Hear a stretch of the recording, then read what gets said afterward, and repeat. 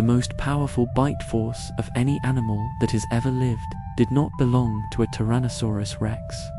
It belonged to a shark. A shark with a jaw so wide it could swallow two humans side by side without ever touching them. Its teeth were 7 inches long, and its bite could crush the skull of a whale. We call it the Megalodon, but what was the reality of a life lived at that impossible scale? And in a world that is now too small and too cold for it, could such a creature truly be gone forever? Tonight, we tell the story of the last one.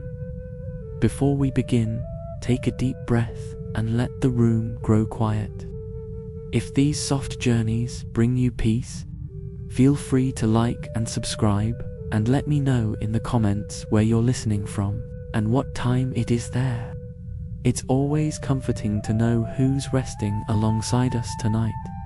Now, close your eyes and let the wilderness unfold. You are drifting, a great and ancient shadow in the deep, cold, and dark water. You are not sleeping, not truly. You are in a state of quiet, patient, and watchful rest.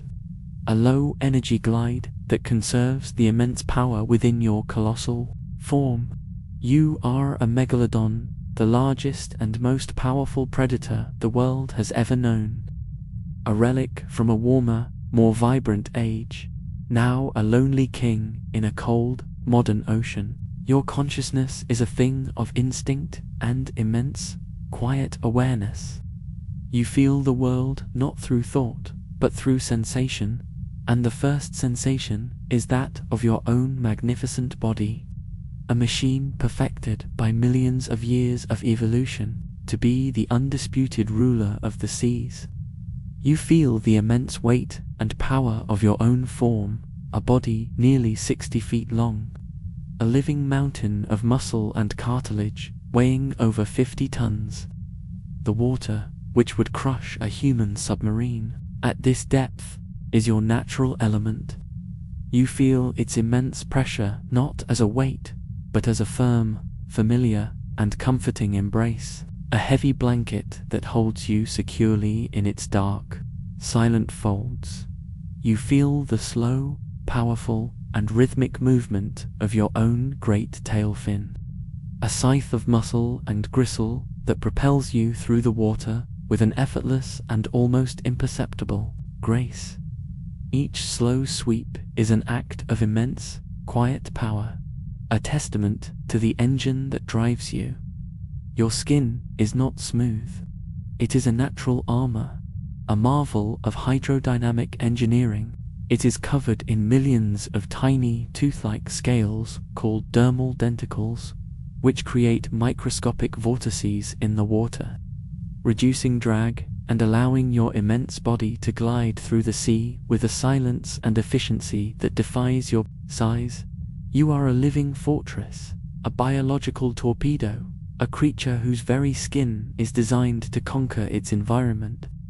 This body is a legacy, a final, perfect example of a design that once ruled the world. This body is a paradox. It is a body built for a world of giants, a world of immense prey and endless, warm oceans. It is a body that requires a vast amount of energy to sustain, an engine that demands a constant supply of rich, high-energy fuel. In the ancient world, in the warm, teeming seas of the Miocene, this body was a perfect weapon, a declaration of your dominance. Your great size allowed you to hunt the largest whales. Your power was unchallenged. But in this new, colder, emptier ocean, your greatest asset has become your greatest burden. Your immense size now requires a fuel that is scarce. Your power is a great, hungry fire that is difficult to feed. Your perfect adaptation to a world of plenty has made you a struggling exile in a world of scarcity. You are a king, yes, you are still the largest and most powerful predator in this or any other ocean. But you are a king without a kingdom. You are a god whose worshippers have all vanished. You are a relic, a memory of a warmer, more bountiful, and more powerful age. And as you glide silently through the cold, dark water, you are not just hunting for food. You are hunting for a memory. You are hunting for a ghost. You are hunting for a world that you alone can remember, a world that is gone forever. Your entire being is oriented around your most powerful and most terrible feature, your jaw. It is a weapon of such perfect and overwhelming power that it has no equal in the history of the planet. Even now, as you glide in a state of quiet rest, you can feel the immense, latent power held within it. Your jaw is not a simple hinge of bone. It is a complex and flexible structure of cartilage, capable of opening to a width of over 9 feet, wide enough to swallow a small boat hole, wide enough to engulf the head and torso of the great whales that were once your prey. It is a great, flexible, biological guillotine, a gate to oblivion. And within that gate rests your arsenal, the tools of your trade, the source of your legend, your teeth. You do not have a single row of teeth. You have 276 teeth, arranged in a perfect, rotating conveyor belt of destruction. Each tooth is a masterpiece of natural engineering, over 7 inches long, thicker than a human hand, with a broad, triangular shape, and its edges are serrated like 1,000 tiny knives on the edge of a great blade. These are not the simple, conical teeth of a hunter that grasps and holds. These are the teeth of a creature that shears through flesh, bone, and cartilage with an impossible ease. As you move, you can feel the slight, gentle friction of these rows of teeth resting against each other, a quiet, internal reminder of their terrible, ever-present sharpness. And you remember, in a deep and instinctual way, the feeling of their use. You remember the sensation of closing your immense jaws on the body of a great whale, a creature itself the size of a small ship. You remember the feeling of your serrated teeth slicing through skin, blubber, muscle, and bone with a clean, efficient, and unstoppable force.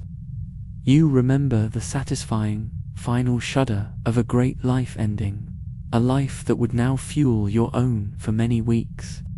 The power of this bite is a scientific fact that you know only as an instinctual truth. It is the most powerful bite force of any animal that has ever lived, a force strong enough to crush the skull of a sperm whale, to snap the spine of a great white shark.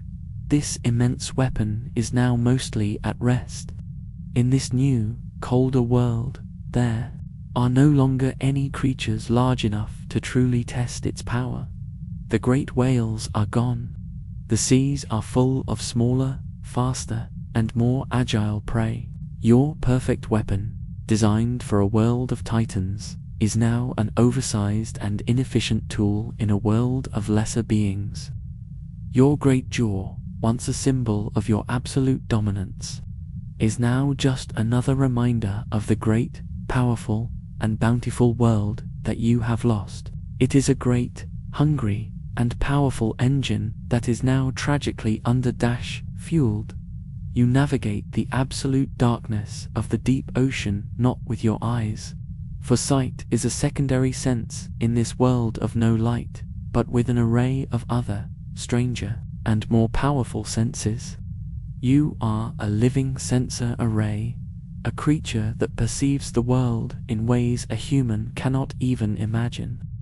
Your sense of smell and taste are one and the same, and they are exquisite. The water flowing over your tongue and through your vast nasal cavities is a constant stream of information.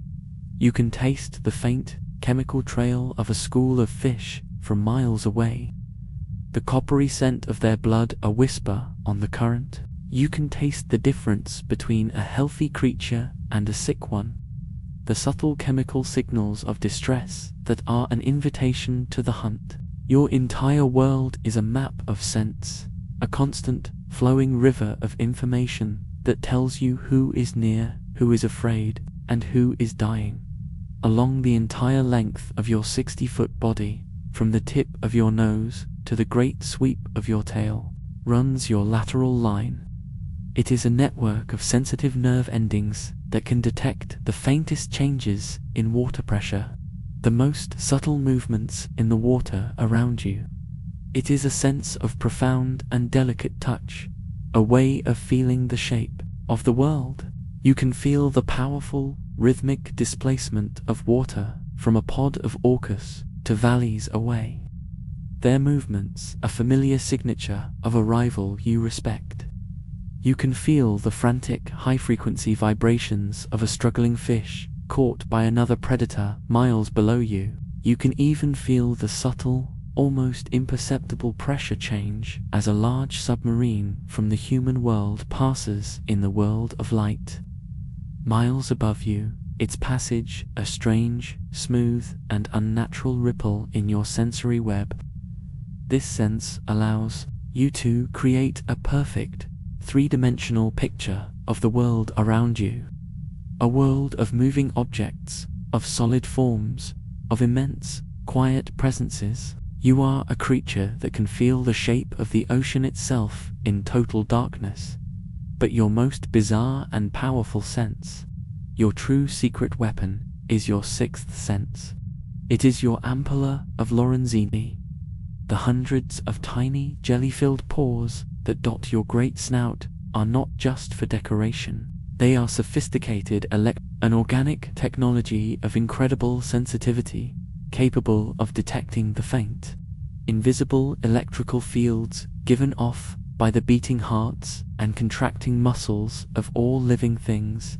The world, to you, is not just a place of shapes and smells. It is a glowing, humming web of life force. You can sense the calm, steady, electric pulse of a sleeping shark in its cave. You can sense the frantic, panicked, electric blizzard of a school of terrified fish. You do not need to see your prey. You do not need to smell it. You only need to feel the quiet, secret electricity of its life, a spark of its existence. It is a sense that turns the dark, murky water into a clear and vibrant landscape of life and death. You are a king armed with an arsenal of senses that are almost beyond comprehension. You are a creature that can taste a memory, feel a shadow, and see a heartbeat. These senses are what made your kind the undisputed rulers of the ocean for millions of years, the perfect predator in a perfect world. But now, in this colder, emptier ocean, they are also a source of torment. They are perfectly tuned to find a world that is teeming with large, slow, and powerful life, a world that no longer exists. Your incredible senses now paint a picture, not of a kingdom full of subjects, but of a vast, empty hall full of the faint, electrical ghosts of a life that is no more. They are a constant reminder of the great, vibrant, and bountiful world that you have lost. The cold of the deep ocean is a constant, pressing reality. It is a cold that saps energy, that slows life down to a crawl. Most of the creatures that share this deep, dark world with you are cold-blooded, their body temperature the same as the water around them, their movements slow and lethargic. But you are different. You are a secret that the cold cannot conquer. You are a creature of the deep, but you carry a sun within you. You are partially warm-blooded, a rare and powerful adaptation known as regional endothermy. Deep within the core of your immense body, a network of specialized blood vessels, the rete mirabile acts as a heat exchanger, warming the blood that flows to your most important organs, your brain, your eyes, your swimming muscles, and your stomach. You feel this as a deep, internal warmth, a furnace that never goes out. It is a constant, pleasant glow at the very center of your being, a stark and beautiful contrast to the near-freezing water that flows over your skin. This internal heat is the secret to your power, the engine that drives your dominance. It allows your muscles to contract faster, your brain to think quicker, and your digestive system to work more efficiently than any of your cold-blooded rivals. It is what gives you the explosive speed to catch fast-moving prey. It is what gives you the endurance to patrol your vast territory for days on end. It is what allows you to be an active, powerful predator in a world of slow, patient lurkers. You are a warm thought in a cold mind, a hot spark in a frozen world. This gift of warmth, however, now comes at a great cost. In the ancient, warmer oceans of your youth, this internal furnace was a minor advantage that made you more efficient. But now, in the cold, modern sea, it is a constant, draining tax on your energy reserves. Your body is a fortress of warmth under constant siege by the cold. It requires an immense amount of fuel to keep the fire burning. The very adaptation that once made you an unstoppable king now makes you a desperate slave to your own hunger.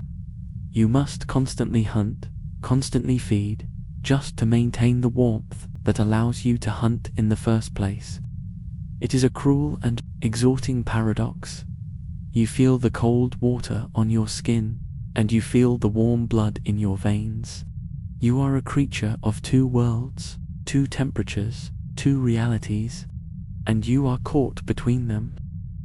You are a king who must work like a peasant just to keep his castle from freezing.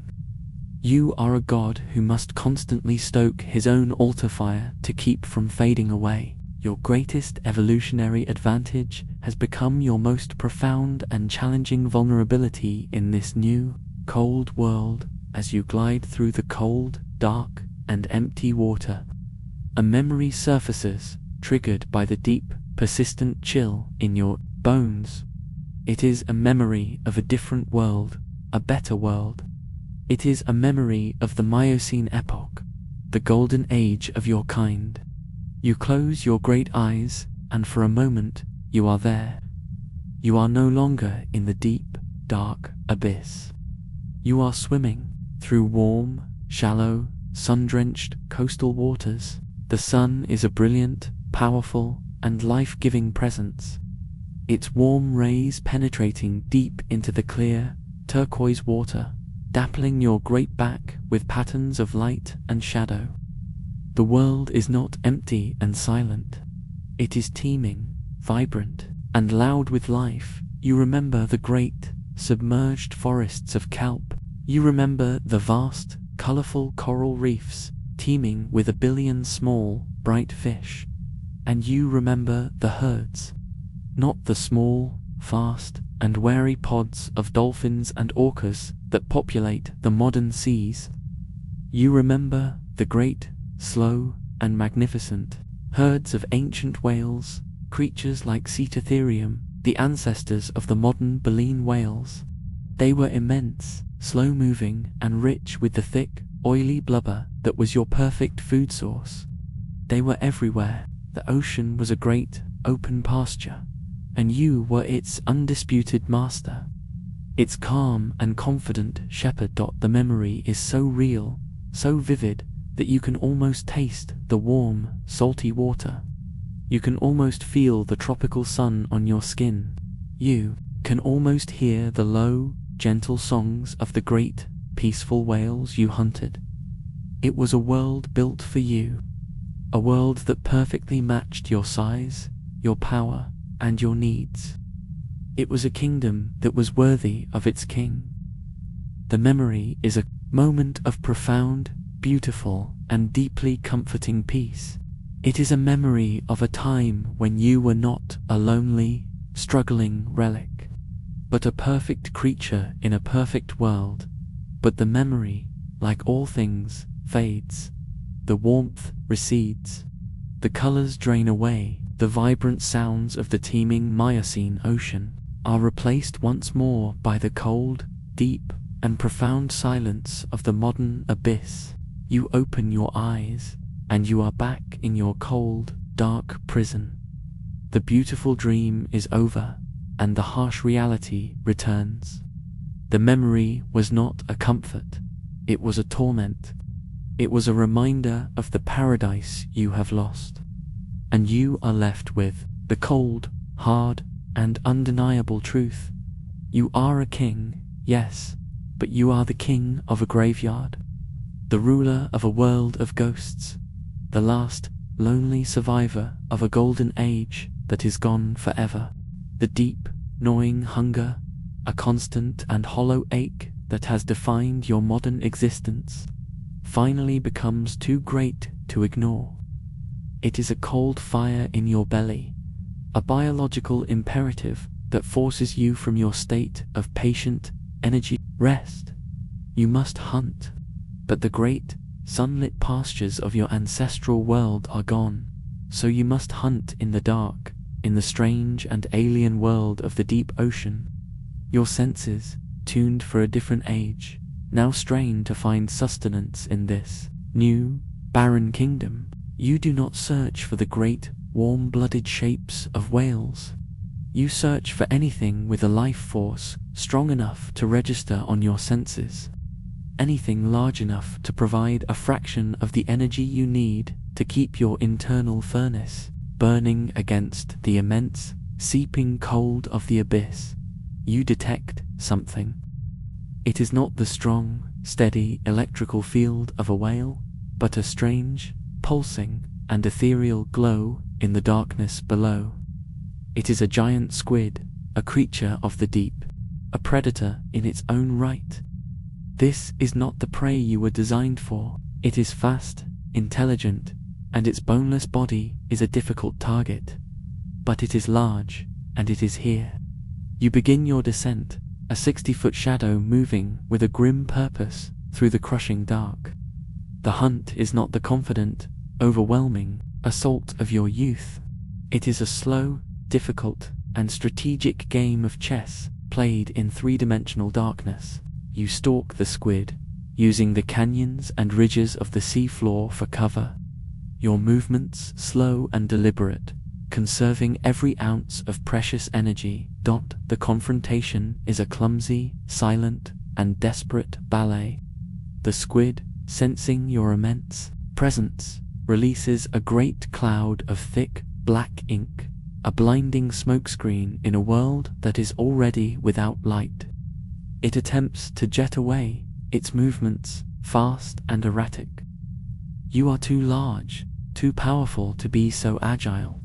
You must rely on a single, explosive burst of speed, a final, desperate lunge. You surge forward, your great jaw opening, and you catch the squid. The struggle is brief, but the meal is a disappointment. Its body is not rich with the high-energy blubber of a mammal.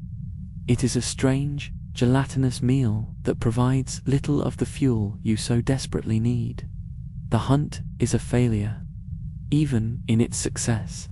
The immense energy you have expended to catch this meager meal is a losing transaction, a step closer to the inevitable end.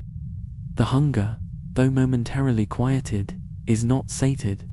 It is a reminder that you are a king living on the scraps of a lesser world. You are a lion forced to hunt for mice in the dark. The effort is too great, the reward too small. This is the harsh reality of your exile, a constant, losing battle against a world that has simply forgotten how to feed a creature of your magnificent and terrible size. The strange, alien taste of the giant squid, so different from the rich, warm, and familiar taste of whale blubber, triggers a powerful and painful memory. As you drift in the cold, black water, your ancient mind rebels against the harshness of your present reality and retreats into the warmth and light of the past. You close your great eyes, and for a moment, you are no longer in the deep, dark, modern ocean. You are home. You are back in the warm, shallow, and vibrant seas of the Miocene epoch. The golden age of your kind, the world you were born to rule. The memory is not a dream. It is as real and as vivid as the water around you now. The sun is a brilliant, powerful, and life-giving presence. Its warm, golden rays penetrate deep into the clear, turquoise water, dappling your great back with shifting patterns of light and shadow as you glide over vast, colorful coral reefs. The world is not empty and silent. It is teeming, vibrant, and loud with the sounds of abundant life. You remember the great, submerged forests of kelp, swaying gently in the warm currents. You remember the immense schools of fish, their silver bodies a shimmering, living river that parts around you as you pass.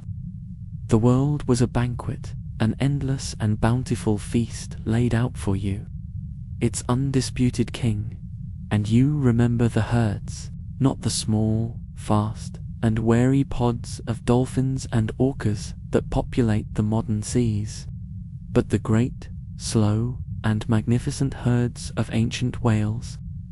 You remember the Cetatherium, the ancestors of the modern baleen whales. They were immense, slow-moving, and rich with the thick, oily blubber that was your perfect food, the fuel that powered your perfect body. They were everywhere. The ocean was a great open pasture, and you were its calm and confident shepherd. The hunt was not a desperate struggle. It was a simple, confident choice, an act of will that affirmed your place at the very top of the natural order. The memory is a moment of profound, beautiful, and deeply comforting peace. It is a memory of a time when you were not a lonely, struggling relic, but a perfect creature in a perfect world. It is a memory of a world that made sense, a world that was yours. But the memory, like all things from that lost world, fades. The warmth recedes. The colors drain away. The vibrant sounds of the teeming Miocene ocean are replaced once more by the cold, deep, and profound silence of the modern abyss. You open your eyes, and you are back in your cold, dark prison. The beautiful dream is over, and the harsh reality returns, sharper and more painful than before. The memory was not a comfort. It was a torment.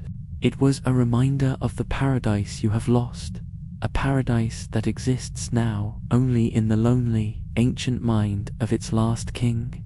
The difficult hunt, and the painful memory it triggered, has taken its toll. You feel a new kind of weariness settle over you, a weariness that is deeper than muscle and older than bone. It is the weariness of a spirit that has fought for too long. Your immense ancient body begins to fail.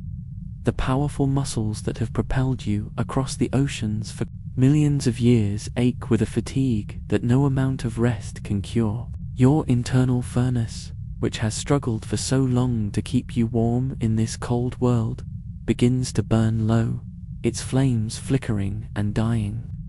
You can feel the life force, the great, powerful energy that has defined you, beginning to wane. The great engine is finally running out of fuel, and in this moment of profound, ultimate exhaustion, you make a conscious decision. The hunt is over.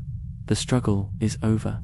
You cease the powerful, rhythmic strokes of your great tail fin, the movement that has been as constant as your own heartbeat for your entire life. You stop fighting the cold. You stop fighting the hunger. You stop fighting the memory of the world you have lost. You simply stop. You surrender to the immense, quiet, and final truth of your own magnificent ending. You let your great body go limp, your fins resting at your sides, and you begin a long, slow, and graceful descent into the deepest part of the trench, a final journey home. This descent is not a fall into danger. It is a fall into peace. As you sink, you feel a sense of profound release. The constant, gnawing hunger that has been your companion for so long begins to fade. Its sharp edges softened by the coming stillness. The constant, low-level ache of the cold seems to matter less now. The weight of your own immense, lonely consciousness begins to lift. You are a falling mountain, a silent monument returning to the earth, a great king abdicating his throne and seeking the simple peace of the common ground. You are letting go of the long, hard fight for survival in a world that no longer wants you. You close your great eyes, not in sleep, but in a final, quiet meditation.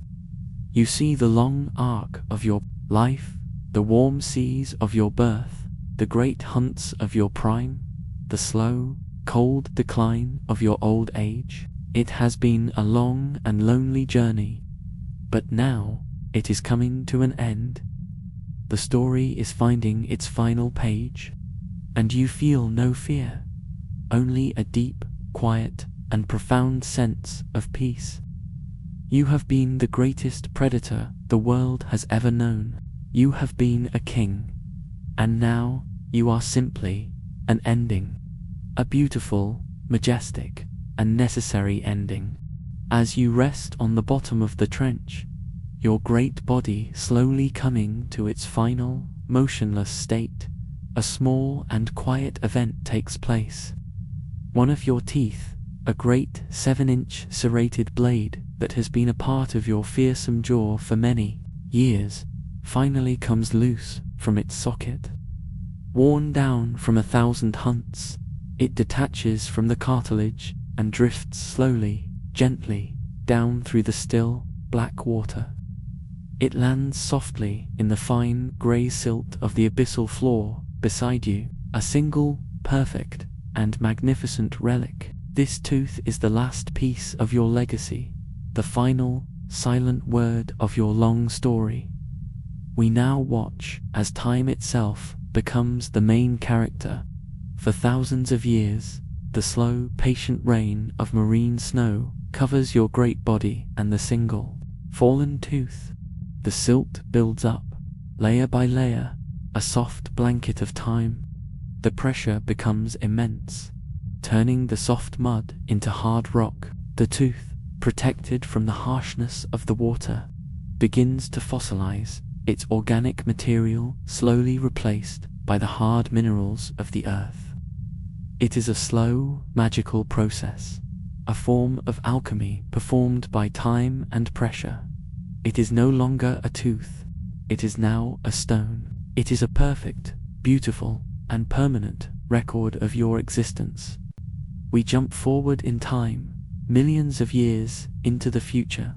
A human paleontologist on a sun-drenched beach finds this very tooth, washed out of a cliff face by a recent storm. They pick it up, their small, soft, human hand dwarfed by its size. They feel its serrated edge, still sharp after all this time. They marvel at its impossible scale, and they try, with their small, human mind, to comprehend the creature it belonged to. They try to imagine a shark the size of a bus, a predator of such immense power and scale that it seems to belong more to myth than to history. This is your true legacy. It is not in stories written in books, for all the books of men will turn to dust. It is not in children, for your line has come to an end. Your legacy is written in stone. It is found in these scattered, fossilized teeth, these beautiful and terrifying artifacts that are found on every continent on Earth. They are the final, silent, and undeniable proof that you existed. They are the proof that once, in a warmer and more magnificent age, the world was ruled by giants. Your immense body now comes to its final rest on the soft, silty floor of the Mariana Trench, the deepest and quietest place on the planet Earth. The last, faint, electrical spark of your ancient consciousness begins to fade. The great, warm-blooded engine that powered your magnificent reign finally cools and goes silent.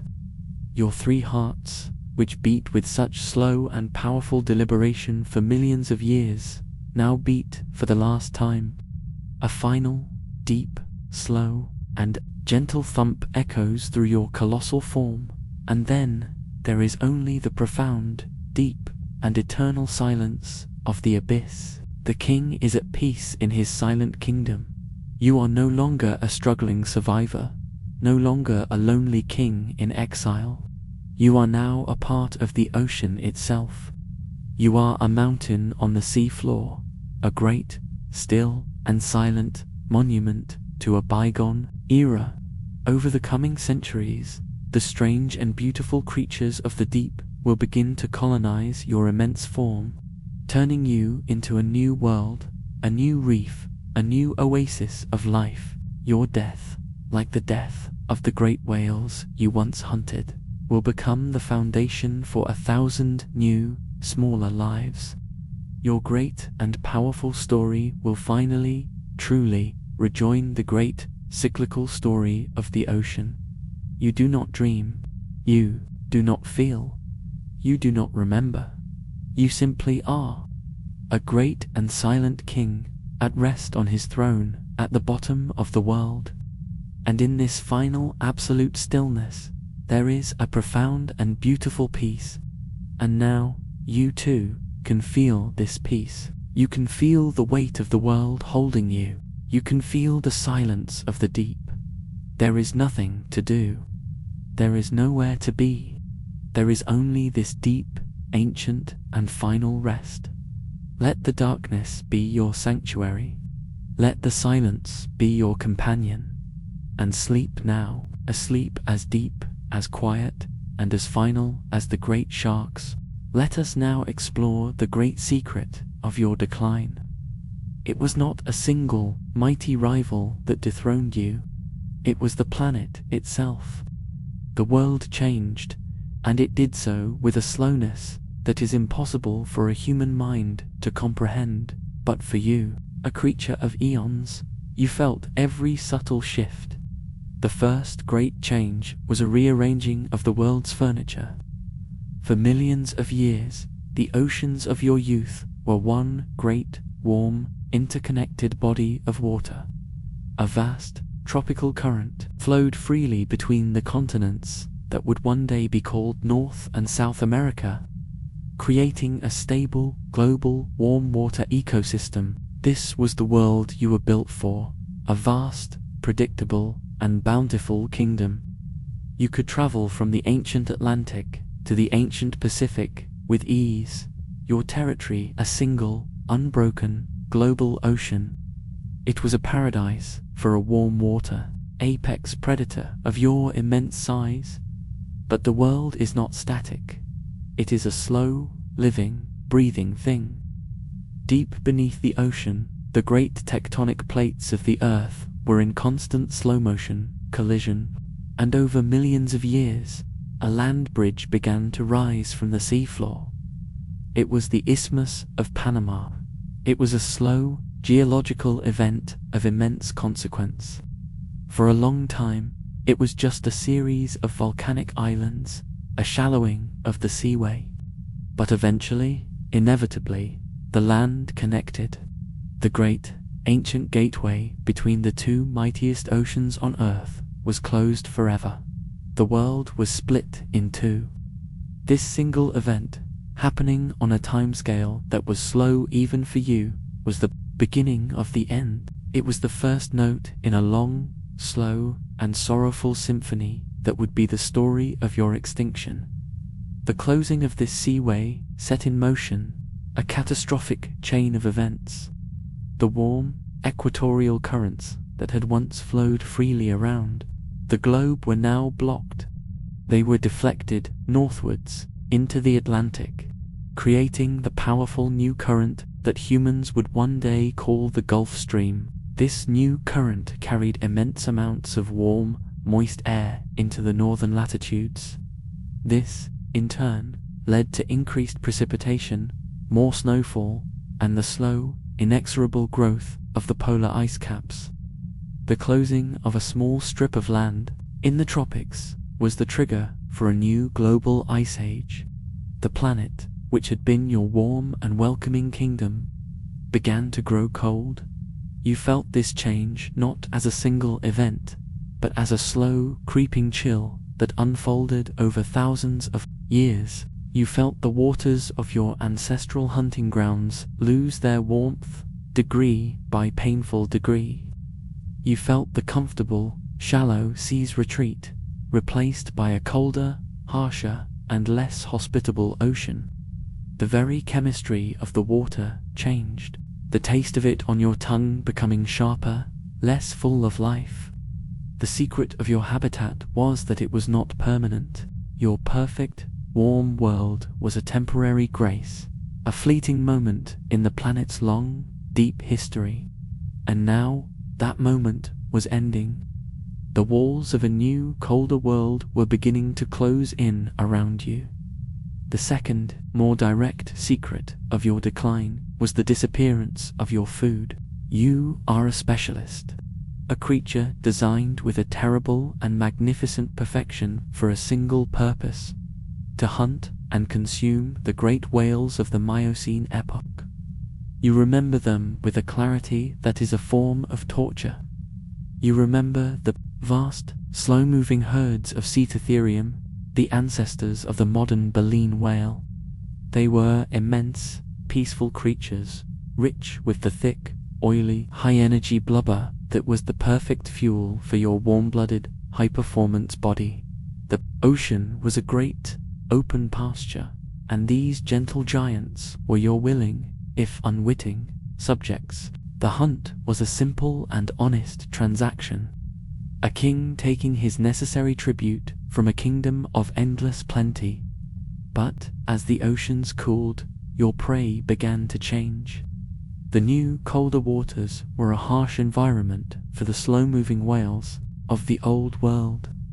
Many of them, unable to adapt, simply vanished, their entire species fading into the fossil record. Their ghosts left a great, hollow silence in the ocean's song. Other species adapted. They evolved. They became the ancestors of the modern humpback, fin, and blue whales. And their adaptation was a catastrophe for you. They learned to survive in the new, cold ocean by migrating to the places where the new currents created massive blooms of krill and other small prey, the frigid, nutrient-rich waters of the newly formed polar regions, the Arctic and the Antarctic. This was a journey you could not make. Your partially warm-blooded body, which gave you such an advantage in the temperate seas, was a fatal weakness in the freezing polar waters.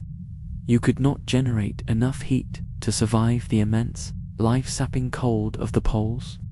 Your prey had found a new pasture, a new refuge, a place where you, their ancient and terrible predator, could not follow. The great buffet was closed. The herds had vanished, not through extinction, but through a simple act of moving to a new country. A country whose borders were made of a cold so profound it was like a wall of unbreakable ice. Your world, which was once a single, global hunting ground, was now a collection of empty rooms. You would patrol the old migratory routes, your senses straining for the familiar, powerful scent of a whale herd, but you would find only the cold, empty, and silent water. The slow starvation began. It was not a sudden event, but a creeping, multi-generational reality. Your kind grew thinner, more desperate. The great, easy feasts were replaced by a long, slow, and difficult search for scraps. The second great secret was this: a king is nothing without his subjects, and your subjects had all moved to a new kingdom to which you were not invited. As your world shrank and your food source vanished, a new and terrible secret emerged in the changing oceans: competition. In the old world, you had no rivals. You were an absolute monarch. But the new, colder ocean was a perfect breeding ground for a new kind of predator, smaller, faster, and more adaptable than you. The first of These was the ancestor of the modern great white shark. It was a powerful and efficient hunter, but it was a generalist. It did not need the immense, fatty whales you required. It could thrive on a diet of large fish, seals, and other, smaller, marine mammals. As you grew weaker from your slow starvation, the great white grew stronger, its numbers multiplying, its territory expanding. It was a new, lesser king, rising to claim the throne of the coastal waters. You could no longer effectively patrol, but a far more formidable competitor was also rising in this new world. It was a creature that fought not just with teeth, but with a new and terrifying weapon, intelligence. The orca, the killer whale, evolved to become the new apex predator of the cooler seas. They were smaller than you, yes, but they were fast, they were warm-blooded, and most importantly, they were social. They hunted not as solitary individuals, but as highly coordinated, intelligent packs. You would observe them from the deep, a silent, lonely king watching the rise of a new and terrible dynasty. You would see them work together, a family of black and white hunters, to corner and kill a young whale, a prey you would have once taken with ease. They communicated with a complex language of clicks and whistles. They strategized. They used their collective intelligence to overwhelm their prey. This was a form of hunting you could not comprehend and could not compete with. You were a creature of singular, overwhelming power. They were a creature of collective, strategic intelligence. In the old world, your power was enough. In this new, colder and emptier world, their intelligence was a more efficient and more successful tool. They were the new masters of the hunt. They claimed the few remaining large prey animals, leaving you with nothing. The rise of the orca was a secret that the changing ocean revealed slowly. It was the rise of a new kind of power, a power based not on sheer size and strength, but on cooperation and intellect.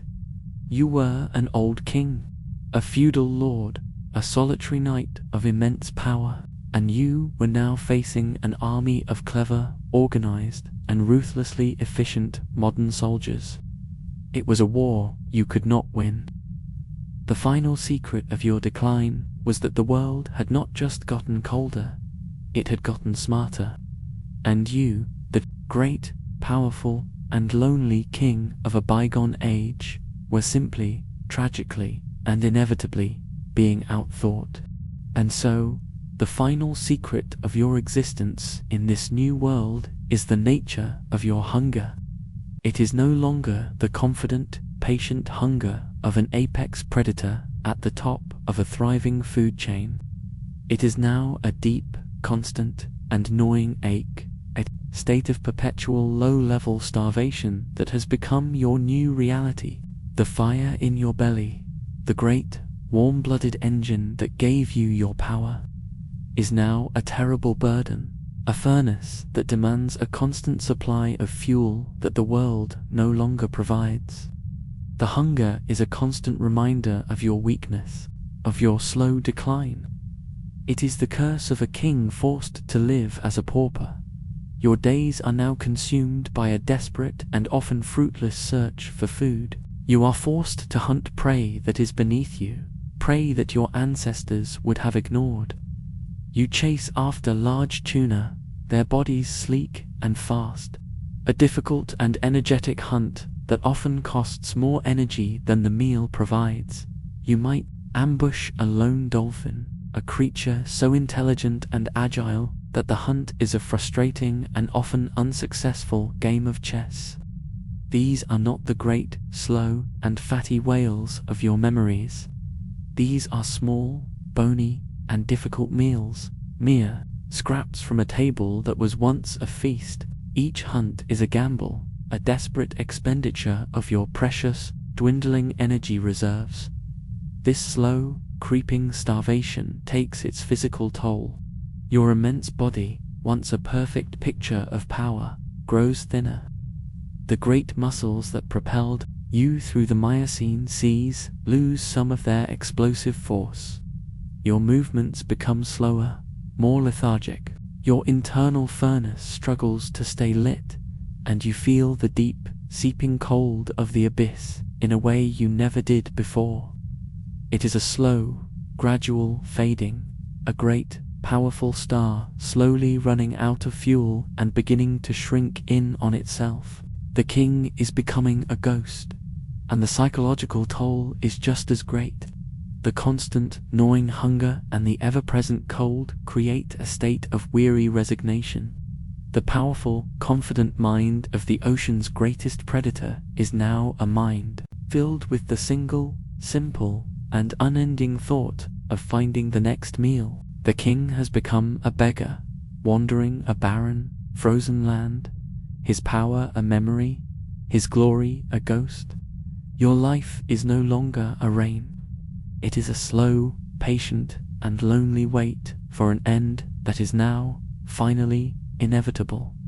The surface world is now a place of cold and scarcity. It is a world that is no longer for you. The sunlit zone, which was once your great hunting ground, is now a barren, cold desert. The new, fast predators rule this world. There is only one place left for you, one final refuge, one last corner of your old kingdom that has not yet been touched by the great, killing cold. And so, you begin your final retreat. You begin your journey down, away from the cold, sunlit surface, down into the crushing, absolute darkness of the abyss. The descent is a final, desperate act of survival, a king abdicating his throne and retreating to the deepest, darkest dungeon of his own castle. As you descend, you feel the world change around you. The water grows colder, yes, but it also becomes more stable, less affected by the chaotic seasons of the surface world. The pressure becomes immense, a force that would kill any of your new rivals. But for you, it is a familiar, almost comforting weight. You are returning to a world of permanence, of stillness, of deep, slow time. You are leaving the new, fast, and frantic world behind and entering the ancient, slow, and silent world of the deep. This is the only place left on Earth that is still large enough, still quiet enough, and still mysterious enough to hide a creature of your immense size and your ancient sorrow. You find a new home in the twilight and midnight. Zones of the ocean. The food here is bizarre and scarce. The giant squid, the sleeper sharks, the great whale falls. But there is less competition. This is a world of strange, slow, and ancient life. A world that is a better fit for a strange, slow, and ancient creature like you. And here, you find the final, crucial secret to your impossible survival. You find the geothermal vents, the black smokers that bleed the planet's internal heat into the cold, dark water. You find pockets of the ancient warmth that your body so desperately craves. You are no longer the king of the entire ocean, but you can be the king of this small, deep, and secret world. This is the answer to the great mystery. You did not go extinct. You did not vanish. You simply retreated. You retreated into the one place on Earth that could still be your home. You became a ghost, a legend, a secret kept by the deep, dark, and crushing abyss. You are the last king, ruling a new, strange, and hidden kingdom at the bottom of the world. A final, lonely outpost in a world that has all but forgotten you. Let us now shift our perspective to another great hunter of the seas, a creature that shares your ancient lineage but is built for a different, newer world. As you glide like a great, silent mountain through the cold, deep water, we turn our Attention to the creature that is now the most famous and feared shark in the modern ocean, the great white. It is a powerful and efficient predator, a masterpiece of evolution in its own right. We see it now, a sleek, 15-foot torpedo of muscle and grey skin, patrolling the sun-dappled waters near a rocky coastline, a world of light and life far above your own dark, quiet kingdom. Its movements are faster than yours, more energetic, more frantic. It is a creature of the warm surface, its body and senses perfectly tuned to the chaotic, competitive, and life-rich upper layers of the ocean. We watch as it executes a hunt. It spots a large, fat seal resting on the surface. It descends into the deeper water, its dark grey back making it almost invisible from above. Then it turns and explodes upwards, a missile of incredible speed, its powerful tail driving it towards its unsuspecting prey. It strikes the seal from below with a force of immense power, a breathtaking display of predatory perfection. It is a successful hunt, a necessary act that will fuel its warm-blooded body for another week. To any human observer, this creature is the apex predator, the undisputed king of the seas, a perfect and terrifying hunter. But its entire existence, its power, its very size, is but a pale shadow of your own. The seal it has taken as its prize would be nothing more than a small, insignificant snack for you, a bite that would not even begin to satisfy your immense, ancient hunger. The speed of its attack is impressive, yes, but it is the frantic speed of a creature that must work hard for its meals. Your own power is of a different kind.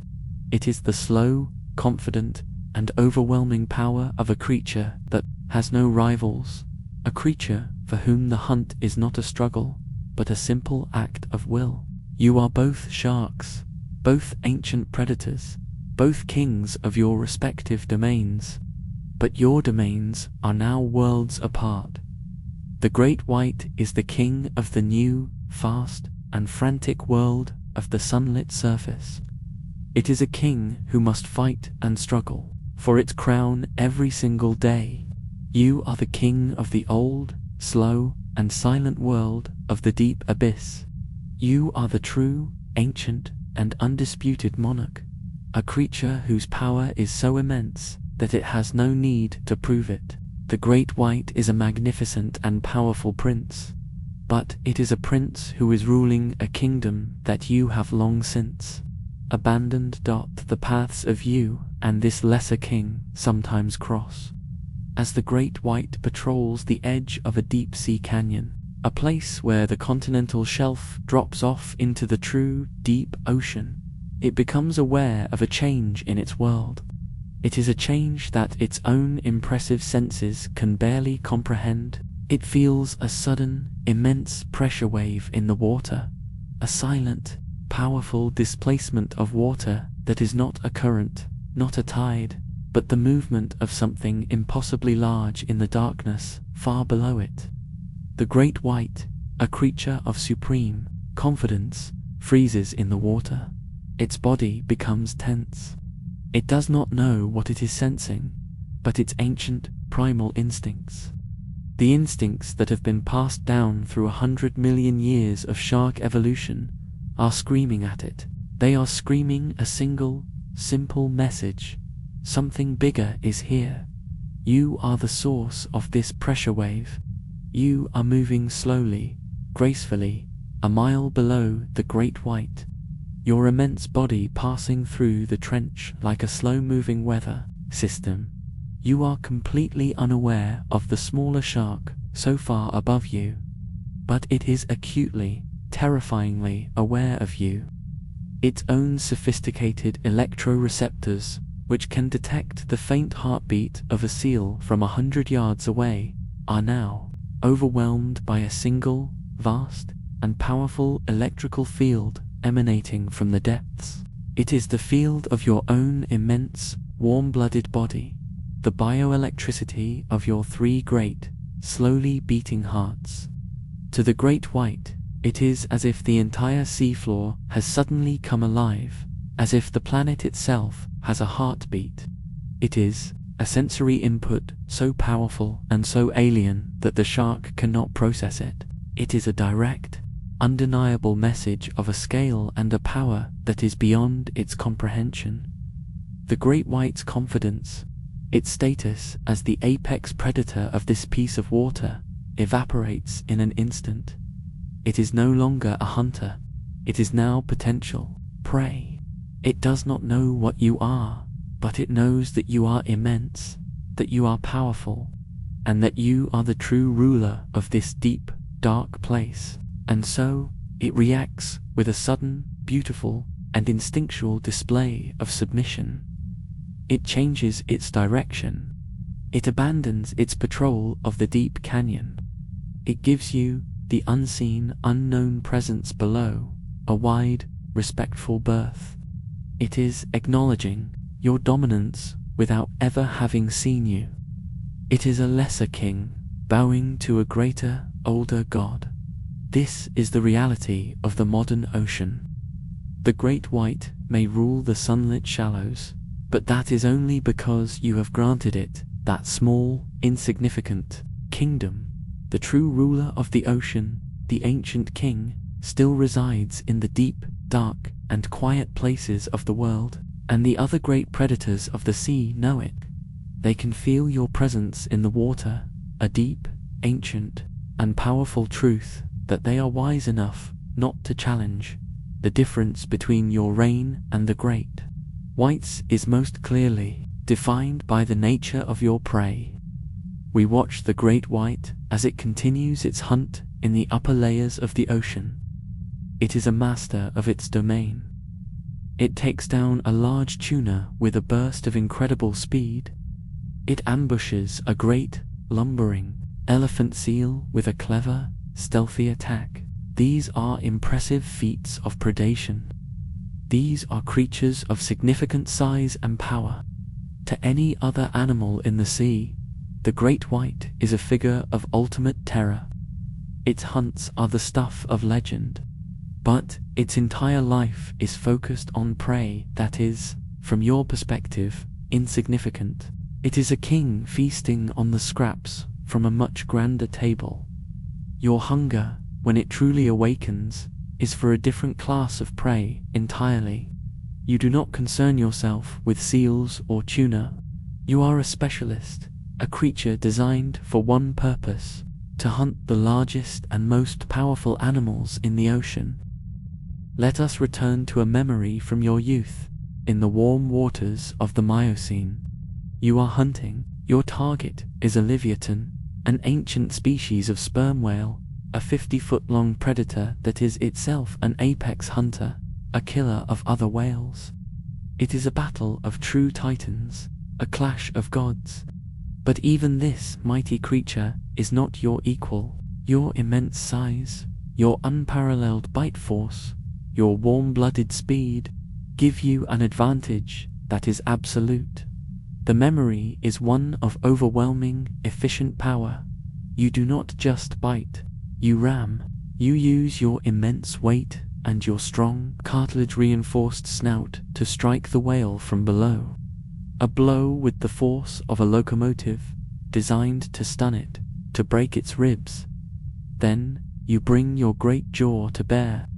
You do not just take a bite, you shear off its massive flippers, immobilizing the great beast. It is a hunt that is both brutal and beautiful, a strategic and intelligent display of overwhelming power. This is the scale you were built for. This is the world you were born to rule. The great white, hunting its seals in the modern ocean, is a magnificent predator, but it is a predator from a smaller, lesser age. It is a king of a diminished kingdom. You are the memory of a time when the world was larger, when the prey was grander, when the kings were truly titans. The very existence of the great white is a testament to how much the world has changed, how much it has shrunk. It is a world that no longer has prey worthy of your full, terrible, and magnificent power. Herein lies the great, tragic, and educational secret of your decline. It is the story of the specialist versus the generalist. You are the ultimate specialist.